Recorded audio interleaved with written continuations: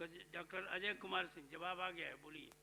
जी, सरकार का जवाब आ गया है। मेरे ध्यानाकर्षण में दो पहलू थे। एक पहला पहलू है कि मधेपुरा स्थित जननायक कर्पूरी ठाकुर मेडिकल कॉलेज अस्पताल में चिकित्सक और तकनीशियन वगैरह के ढेर सारे पद खाली हैं। तो माननीय मंत्री जी ने स्वीकार भी किया है और इससे पहले के जवाब में उन्होंने कहा है कि प्रक्रिया चल रही है। तो समुचित इलाज तो नहीं हो रहा है, हमें लगता है कि मंत्री जी भी इससे सहमत होंगे। मेरी दूसरी बात कहनी है कि वहाँ मेडिकल कॉलेज है और प्राध्यापक नहीं है। तो प्राध्यापक नहीं है तो फिर बच्चे पढ़ कैसे रहे हैं? 500 का इंटेक है। तो हमें लगता है कि बहुत सारे ऐसे विषय हैं जैसे कि फॉरेंसिक मेडिसिन, एक भी प्राध्यापक नहीं है लेकिन डिग्री मिल रही है महोदय। तो ये बहुत बड़ी विडंबना है कि बिना पढ़े बच्चे पास कर रहे हैं, तो वो कैसे चिकित्सक बनेंगे? इस पर सरकार को सोचना चाहिए। ये बड़ा ही गंभीर मसला है।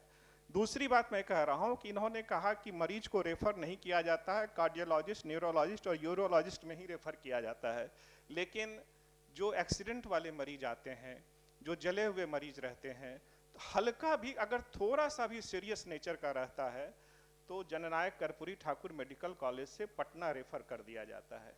तो माननीय मंत्री जी को मैं संज्ञान में दे रहा हूं और साथ ही अनुरोध भी कर रहा हूं कि मंत्री जी इस पर इसकी जांच करवा लें कि ये रेफर करने वाली मशीन की तरह जो काम कर रहा है, ये सहरसा और सुपौल मधेपुरा मिलाकर के एक ही मेडिकल कॉलेज है, इस कोसी क्षेत्र के लिए ठीक नहीं है। और तीसरी बात मैं कहना चाहूँगा कि पूरे मेडिकल कॉलेज कैंपस में पानी की जो व्यवस्था है उसमें शुद्ध पेयजल की व्यवस्था नहीं हो पा रही है। आउटसोर्सिंग से दिया गया है, आउटसोर्सिंग वाले लोग काम नहीं कर रहे हैं। लड़कियां गर्ल्स हॉस्टल जो है वहाँ काफ़ी शिकायत कर रही थी। तो बच्चे अगर उनको ठीक से पोषण नहीं मिलेगा, ड्रिंकिंग वाटर ठीक से नहीं मिलेगा, तो आखिर ये कैसे काम होगा? तीसरी बात मैं कहना चाह रहा हूँ और बड़ी ही जिम्मेदारी के साथ मंत्री जी कहना चाह रहा हूँ कि मेडिकल कॉलेज एवं अस्पताल दलालों का अड्डा बन गया है। आपसे अनुरोध होगा कि आप अपने स्तर से इसकी जांच करा लें। डिस्ट्रिक्ट मजिस्ट्रेट को कहें कि वहाँ इस चीज को वो देखें। तो चिकित्सा समुचित हो, दलाल फ्री हो, पानी पीने की व्यवस्था हो और प्राध्यापक अगर आपके पास उपलब्ध नहीं है, प्रक्रिया अधीन है, तो जो लोकल डॉक्टर हैं, आपने पिछली बार भी कहा था कि मैं उस पर विचार कर रहा हूं, उनको आउटसोर्सिंग के आधार पर पढ़ाने की जिम्मेदारी दें ताकि जो बच्चे पढ़ रहे हैं उनके कोर्स करिकुलम पूरा हो सके और वो एक जिम्मेदार डॉक्टर बन सकें। ठीक। तो माननीय मंत्री जी।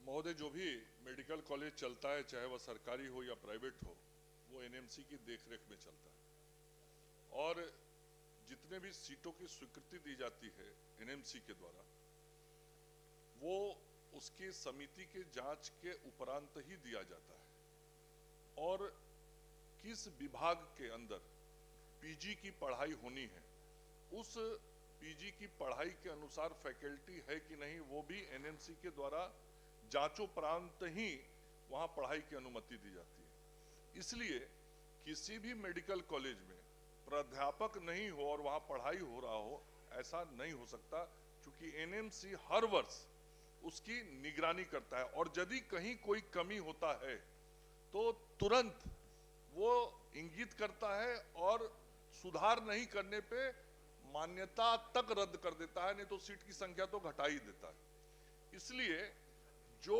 कमी है वो इलाज के मामले में है, वो मैं मान रहा हूं। इलाज के मामले में कमी मतलब चिकित्सकों की कमी, और पढ़ाई के लिए भी और अन्य प्राध्यापक वहां चाहिए। और इसीलिए मैंने बताया कि 1711 पदों पर नियमित नियुक्ति हेतु, देखिए नियुक्ति स्वास्थ्य विभाग नहीं करता है, पूरे राज्य में राज्य सरकार में नियुक्ति की एक व्यवस्था है कि नियुक्ति आखिर किस प्रक्रिया से होगी, किस व्यवस्था से होगी, कहां परीक्षा होगा। तो जो प्राध्यापक का नियुक्ति होता है वो नियुक्ति बीपीएससी के माध्यम से होता है। हम विभाग के माध्यम से डायरेक्ट किसी प्रोफेसर का परीक्षा लेकर नियुक्त नहीं कर देंगे। तो बीपीएससी को यह अनुशंसा भेजी गई, विज्ञापन भी प्रकाशित हो गया और विज्ञापन प्रकाशित होने के बाद अग्रेतर कार्रवाई की जा रही है बीपीएससी के माध्यम से।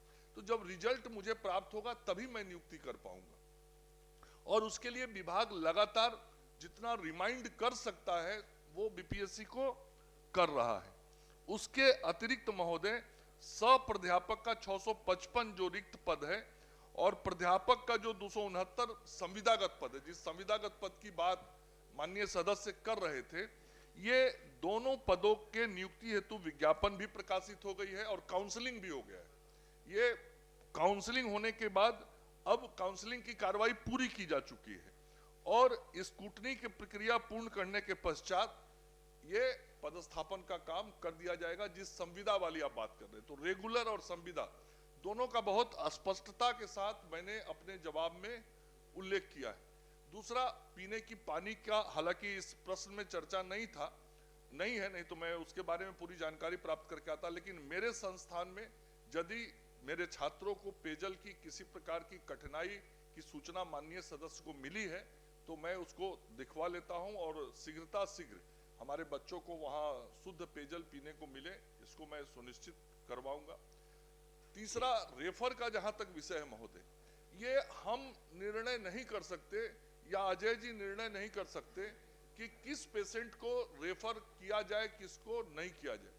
यह करने के लिए ही वहां चिकित्सक होता है और कई बार तो मरीज के परिवार के लोग कहते हैं कि डॉक्टर साहब देख लीजिए, नहीं तो हमको रेफर कर दीजिए, हम आगे कहीं चले जाएं। ऐसा आग्रह परिवार के तरफ से भी आता है, तो परिवार के आग्रह के आलोक में भी कई बार निर्णय होते हैं और कई बार मरीज की स्थिति परिस्थिति के आलोक में होता है। चूंकि चिकित्सक के नजर में मरीज का जान बचाना प्राथमिकता है और जहां तक दलालों की बात की है, हम लोग लगातार प्रचार प्रसार के माध्यम से अपने वहां के अधीक्षक के माध्यम से इसकी कड़ाई से कोशिश करते हैं। फिर भी माननीय सदस्य चूंकि वहां के स्थानीय हैं, इसलिए यदि आपको कुछ दलालों का नाम जानकारी कुछ भी प्रत्यक्ष रूप से नहीं तो अप्रत्यक्ष रूप से भी आप मुझे यदि इंगित कर देंगे तो मैं प्रशासन के माध्यम से जिलाधिकारी और अपने अधीक्षक के माध्यम से उस पर कार्रवाई करवाऊंगा। ठीक।